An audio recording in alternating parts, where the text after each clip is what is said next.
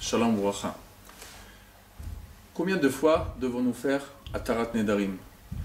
Donc le minag, comme on a apporté du Shlo HaKadosh dans Maseret Yuma, c'est de le faire Erev Rosh Hashanah. Bien sûr, nous avons le Nosach du Kol Nidre qui a été instauré par les Géonim il y a plus de 1000 ans, comme on l'a mentionné dans les cours d'avant. Mais il y a quand même certains minagim différents.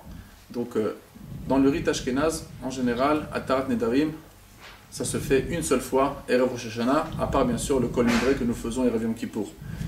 Mais chez les Sfaradim, leur coutume est de refaire Atarat Nedarim également Erev Yom Kippour. Il y a certains Sfaradim, surtout à Djerba chez les Tunisiens, etc., c'était de faire Atarat Nedarim même à 4 reprises. Erev Rosh Chodesh Elul, le 20 Av, Erev Rosh Hashanah et Erev Yom Kippour. Donc chacun continuera à respecter ses minagim. Mais comme j'ai dit, le plus important, c'est de au moins faire une fois la Atarat Nedarim pour Chas v'Shalom, ne pas avoir de vœux non accomplis lors Be'ezrat Hashem, du jugement qui sera, si Dieu veut, favorable pour tous. Est-ce que les femmes sont obligées de faire Atarat Nedarim et Rosh Hashanah?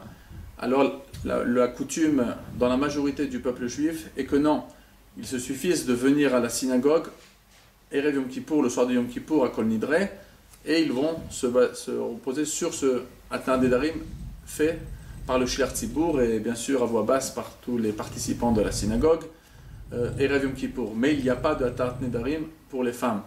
Par contre, certains Sfaradim ont la coutume, c'est basé selon l'opinion du Ben Ishraï dans son shoot Rav Pe'alim, que les femmes également font Atarat Nedarim et Erev Rosh Hashanah. Ce qu'ils font, c'est qu'ils nomment leur mari comme émissaire pour leur faire à leur place. Donc la femme va dire à son mari qu'elle regrette tous les vœux qu'elle a pris sur elle et elle le nomme Shaliach. Et donc lorsqu'il va venir à la synagogue pour faire Atarat Nedarim et Erev Rosh Hashanah, il va dire en vérité un osach, ça veut dire il va dire son texte, mais il va simplement rajouter qu'il a été nommé par sa femme pour également lui annuler ses vœux. Et dans un seul texte qu'il va pouvoir dire, ça va pouvoir annuler ses vœux pour lui et les vœux de sa femme.